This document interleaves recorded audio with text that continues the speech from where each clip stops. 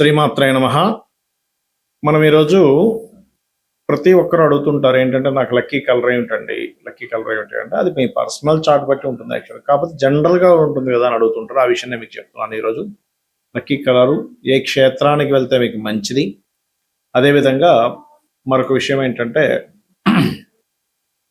సర్వసాధారణంగా ఇక్కడ కలర్స్ విషయంలో మీరు డ్రెస్ పరంగా కానీ కారు పరంగా కానీ తీసుకునేది వేరే ఉంటుంది. ఇంట్లో ఉండే కలర్స్ వేరేగా ఉంటుంది. ఇది మెయిన్గా చూసుకోవాలి. అలాగే నెంబర్స్ కూడా అంతే. కుంభం వారికి కనుక చూసుకున్నట్లయితే, కుంభలగ్నం వారికి ఉండే ప్రత్యేకత ఏమిటంటే, వాళ్ళు ఎప్పుడు హ్యాపీగా ఉంటారు, పక్క వారిని కూడా హ్యాపీగా ఉంచుతారు. ఎంటర్టైన్మెంట్ అండ్ అట్లాగే సక్సెస్ రోకి ఎట్లా తీసుకెళ్ళాలి, ఈ లక్షణాలు అధికంగా ఉంటాయి. అయితే మీకు లక్కీ నెంబర్స్, లక్కీ కలర్స్, ఏ క్షేత్రానికి వెళ్ళాలి, ఇంట్లో ఏ రంగులు వేసుకోవాలనేటువంటి అంశాలు చెప్తుంది నేనైనప్పటికీ, చెప్పిస్తుంది సాక్షాత్ లలిత అమ్మవారిగా భావిస్తూ, ఆ లలితాంబిక అమ్మవారి యొక్క అనుగ్రహం మీకు పరిపూర్ణంగా కలగాలని మనస్ఫూర్తిగా కోరుకుంటూ, ఇక్కడ ఈ కుంభం వారికి గమనించుకున్నట్లయితే లగ్నాధిపతి శని అవుతాడు, పంచమాధిపతి బుధుడు, భాగ్యాధిపతి శుక్రుడు. కాబట్టి నెంబర్స్ విషయం తీసుకుంటే 4, 8, 5, 6. దీంతో పాటు బర్త్ అండ్ డెస్టినీ నెంబర్స్ కూడా ఏమయ్యాయి, మీరు ఏ డేట్లో పుట్టారు, ఏ ఇయర్లో పుట్టారు, ఏ మంత్లో పుట్టారు అని కూడుకొని డెస్టినీ నెంబర్ని బట్టి ఫిల్టర్ చేసి ఏది బాగుంటే అది వాడడం ఇంకా మంచిది. ఇక కలర్స్ విషయం కనుక చూసుకున్నట్లయితే, మీరు ఇక్కడ blue, hash colours, white, pink and white colours, green colours చాలా మంచిది మీకు.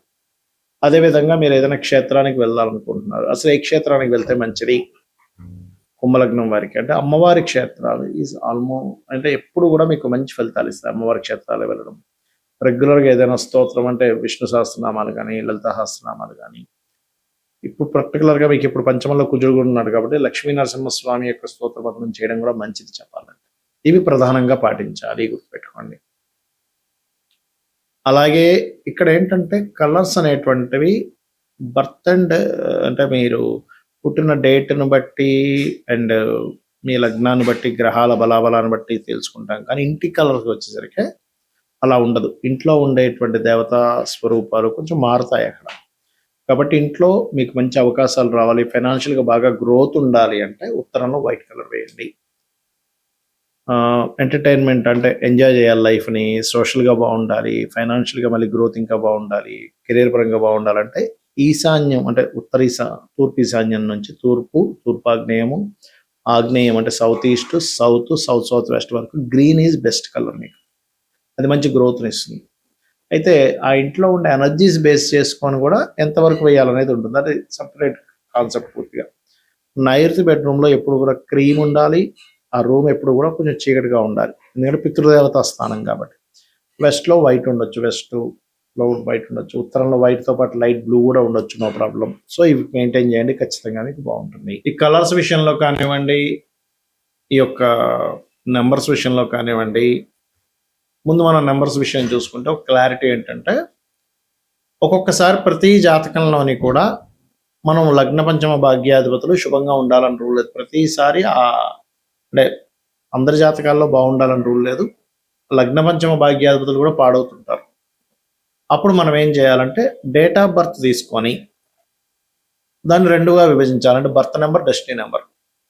మీరు ఉదాహరణకి 1లో పుట్టారు, 30 years లోపలైతే 1కు ఉన్నటువంటి నెంబర్ ఏదైతే ఉందో దానికి ఇచ్చే ఫ్రెండ్లీ నెంబర్స్ లక్కీ నెంబర్స్గా తీసుకోవచ్చు. 30 years దాటింది, డెస్టినీ నెంబర్ అంటే డేట్ని, మంత్ని, ఇయర్ని కూడితే వచ్చినటువంటి దాన్ని డెస్టినీ నెంబర్ అంటారు. దాన్ని తీసుకోవచ్చు, ఆ రకంగా చేసుకోవచ్చు.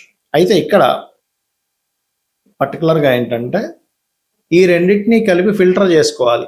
అంటే ఏ గ్రహం బాగుంది, సరే ఇక్కడ నెంబర్ పరంగా ఇప్పుడు 1 నుంచి తీసుకున్నాం. 1కి ఎవరు ఫ్రెండ్స్ అంటే 1కి 1, 2, 3, అదేవిధంగా 5 నెంబర్ లక్కీ నెంబర్ అంటాము, అండ్ అదేవిధంగా 9 నెంబర్ లక్కీ అని చెప్తుంటాం కదా, 7 నెంబర్ లక్కీ అని చెప్తుంటాం. అయితే ఈ వీటిల్లో ఏది బెస్ట్ అట్లా చూసుకోవాలి ప్రతి నెంబర్కి కూడా.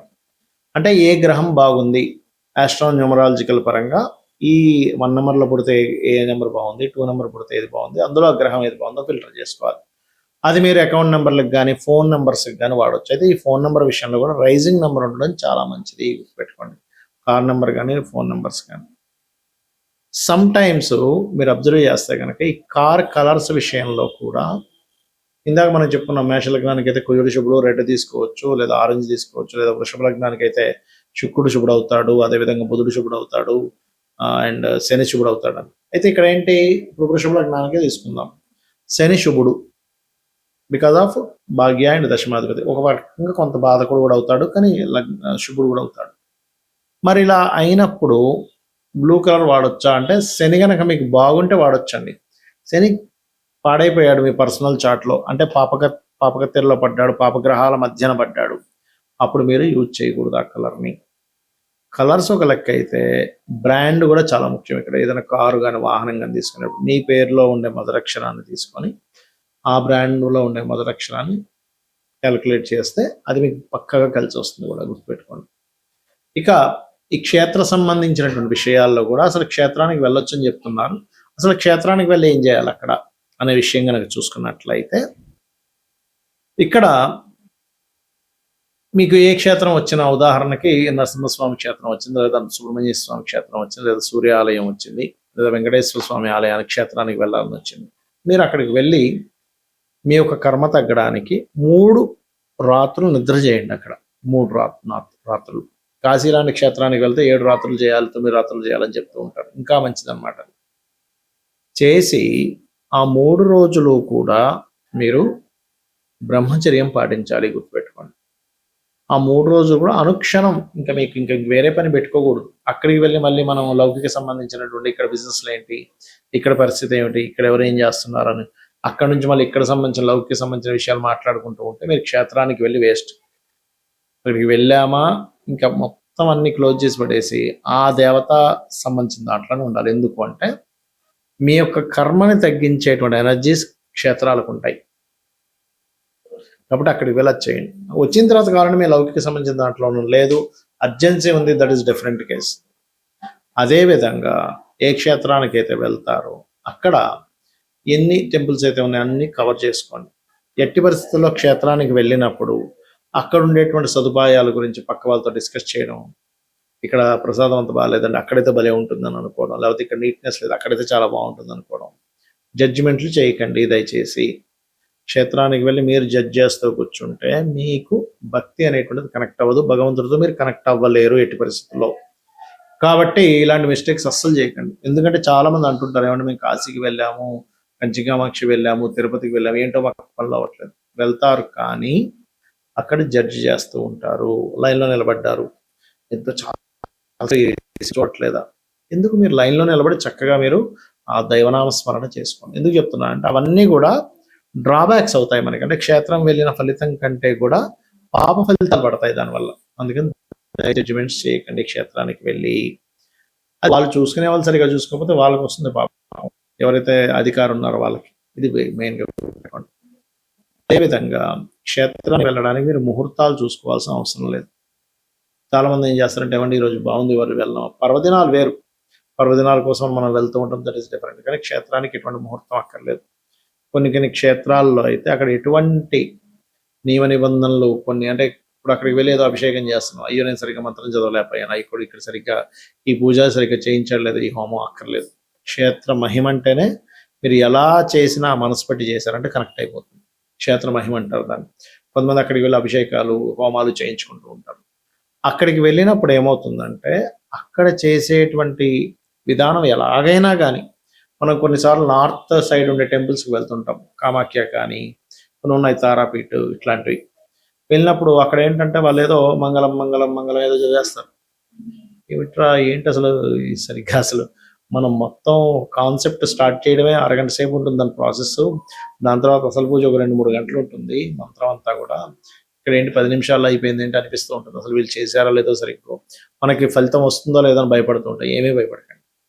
క్షేత్రము, స్వయంభూ క్షేత్రాలు, ఆ ఫలితాలు అద్భుతంగా ఉంటాయి, టెన్షన్ పడకండి. ఎందుకంటే ఇంత క్లారిటీ ఎందుకు చెప్తున్నానంటే, కర్మని పూర్తిగా తగ్గించేటువంటి యోగం క్షేత్రానికి ఉంటుంది, పూర్వజన్మ కర్మని. అక్కడికి సిద్ధులు, దేవతలు, దివ్యం మనుష్యులు వీళ్ళందరూ వస్తూ ఉంటారు క్షేత్రాల దగ్గరికి, వాళ్ళు జపాలు చేసుకోవడానికి, తపస్సులు చేసుకోవడానికి.